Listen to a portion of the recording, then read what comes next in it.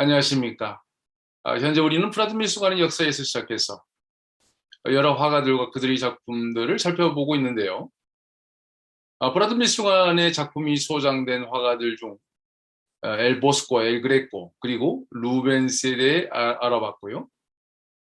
앞에서 언급한 바와 같이 그들이 스페인의 입장에서는 외국 화가들이었다면 지난 시간에는 스페인 출신 벨라스케스의 그림들에 대해 살펴봤습니다.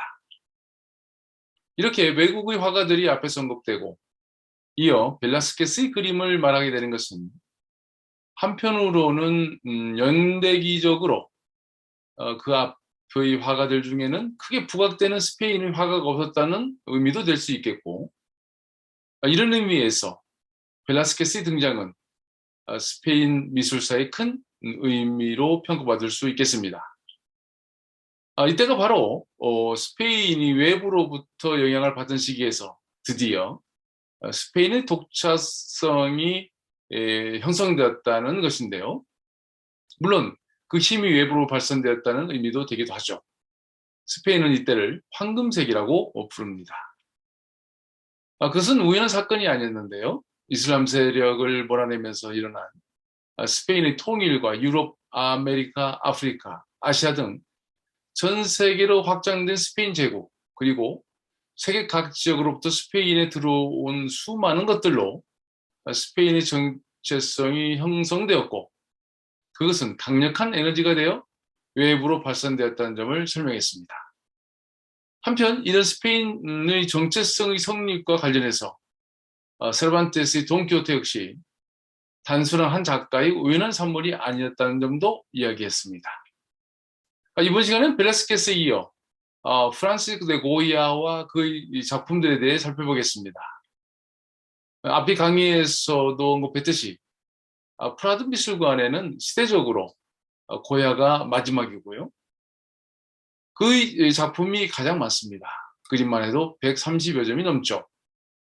참고로 프라드 미술관의 작품들이라는 것은 왕실, 특히 왕들의 개인적 취향에 의해 화가가 결정되었고 그들의 작품들이 모아졌다고 말할 수 있겠는데요. 이런 차원에서 고야는 여러 왕들로부터 인정을 받았으며 또한 오랜 기간 왕실에서 그림을 그린 화가라고 말할 수 있겠습니다.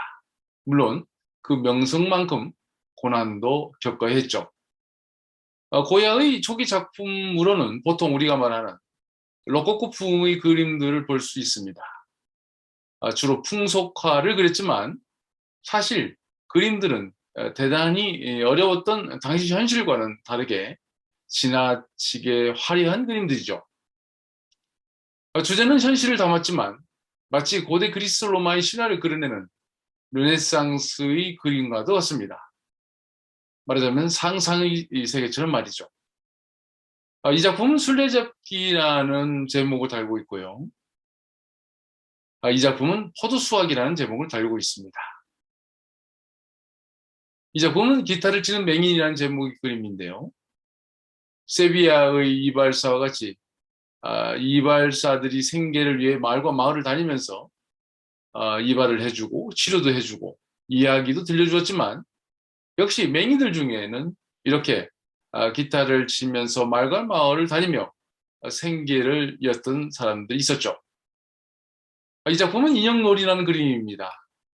큰 천 또는 담요의 네 귀퉁이를 여인들이 잡고 중간에 인형을 올렸다 내렸다 하는 놀이를 그린 것인데요.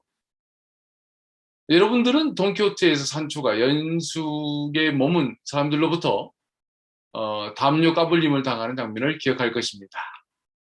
돈키호테가 산초와 길을 가다가 어느 여인숙에 머물렀고 그 다음날 주인이 숙식비를 내라고 하자 사실은 그게 여인숙이 아니라 귀족의 성으로 알고 있었다고 하면서 기사도에 따르면 어떤 기사도 성에 머물면서 숙식비를 낸 적이 없다고 억지 주장하고 도망갔죠.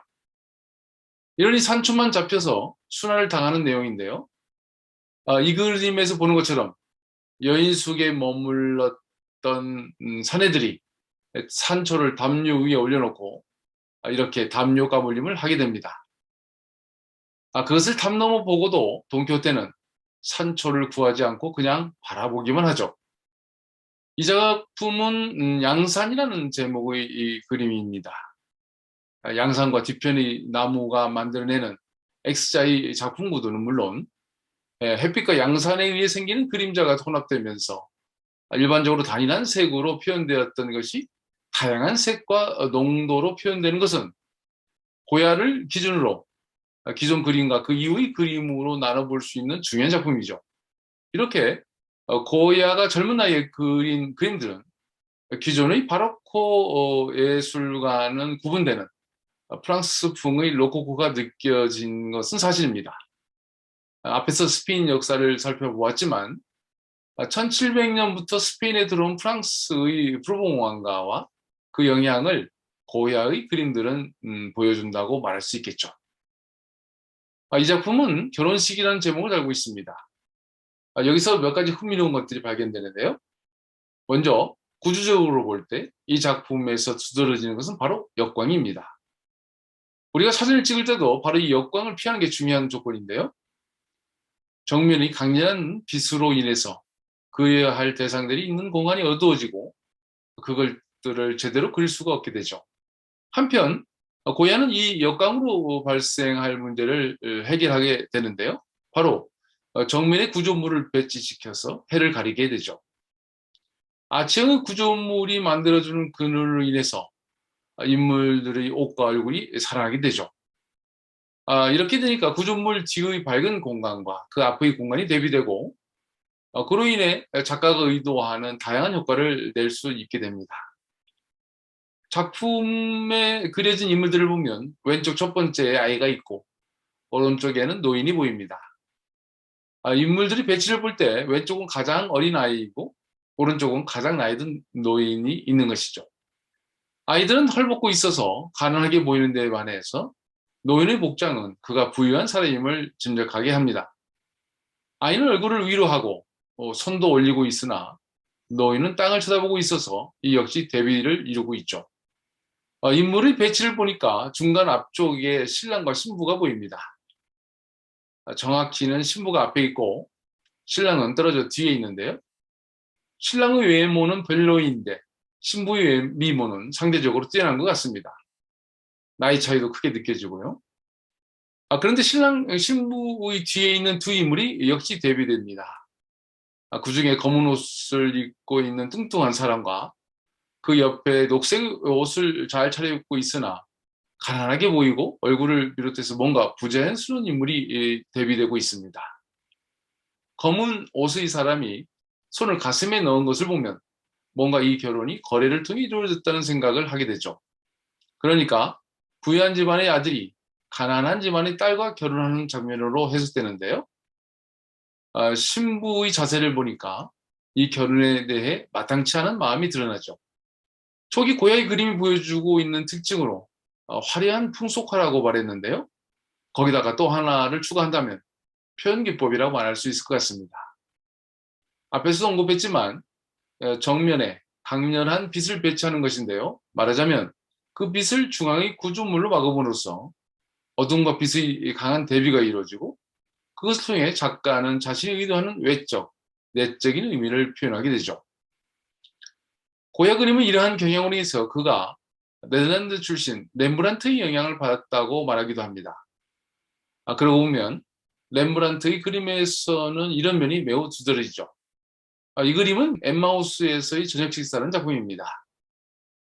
같은 주제를 그린 다른 작가들의 작품을 보면 렘브란트의 그림은 더욱 드러나는데요. 이것은 티지아노가 그린 엠마우스에서의 저녁 기사이고요.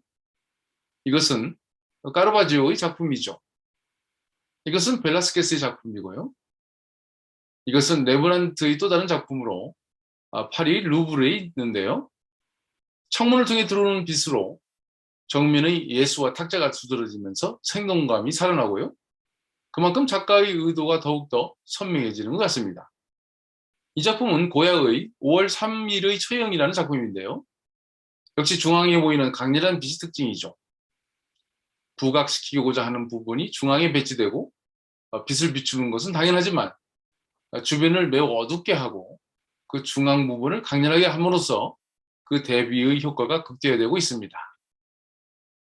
네, 이번 시간에는 벨라스케스를 잇는 스페인의 대표 화가 고야와 그의 작품들을 살펴보면서 그의 초기 작품들이 보이고 있는 로코코풍의 그림들을 봤고요. 렘브란트의 그림에서 볼 수 있듯이 강렬한 빛을 통해 밝음과 어두움을 극단적으로 대비시키는 방식의 그림을 그리는 고야 미술의 특징을 결혼식이라는 작품을 통해서 알아봤습니다. 다음 시간에도 고야의 다른 작품들을 살펴보겠습니다. 감사합니다.